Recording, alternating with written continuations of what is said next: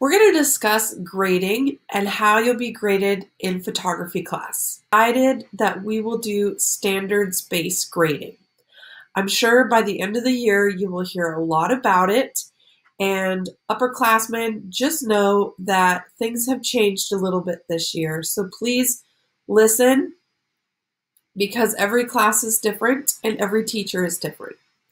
So we will be using standards-based grading, and the system was chosen in order to allow us to focus more on skill development and knowledge and thinking than just purely assignments. So multiple projects, assignments, and tasks will be used to assess learning by the individual student. Each course has different standards, and learners will receive a score for the essential standards of that course, or learning targets. The skills will be assessed based on evidence and artifacts. Some standards will be featured only once during the semester, during one unit, while other standards, we will actually be working on them a whole semester or even all year. At our school, grading is a little different, and the parts of the grade are made up by knowledge and thinking.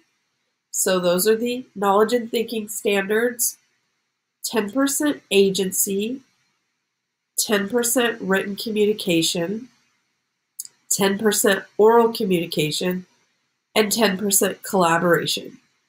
So at our school, you don't have to take a speech class because you give speeches or presentation in every class, which is why we all grade on written communication, oral communication, and collaboration. Yes, even in art classes and photography, because communication is an essential skill in the world we live today. This is our school grading scale. So evidence and artifacts. Evidence and artifacts are the items that the learner or student creates or produces, such as presentations, journal entries, worksheets, diagrams, photographs, posters, quizzes, videos, reflections, in-class activities, etc. So evidence can also be observations, class discussions, and individual interviews evaluated and conducted by the facilitator. If there is no evidence turned in ECHO, then standards cannot effectively be assessed. So what I'm saying in a nice way is, learners, you need to turn your work into our learning management system, ECHO, in order to be assessed on your standards. Rubrics. You've probably heard of the word rubric before, but it is a chart that we use to grade activities.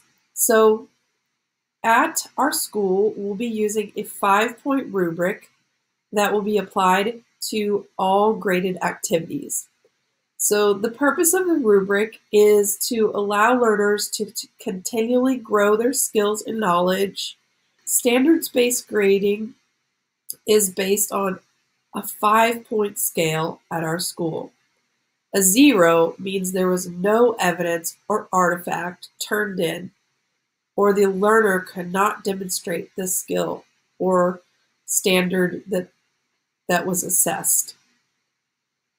So rubrics will be individualized per project and developed throughout the semester, but this is a generalized rubric that you're seeing on screen. So what is agency? It is one of our school-wide learning outcomes. The short answer is, it is work ethic, or effort and practice. It is a learner being engaged in their learning and being invested in their growth. So we do grade this. So to grow intelligence and thinking, one must practice, put effort in, and step up to challenges. The goal with agency is so that learners develop a growth mindset and are engaged and involved and focused on their work to seek challenges to learn and grow. So listed here are the narrowed down standards that will be assessed in our career and technical education classes. In photography this year, we are going to focus much on using effort and practice to grow.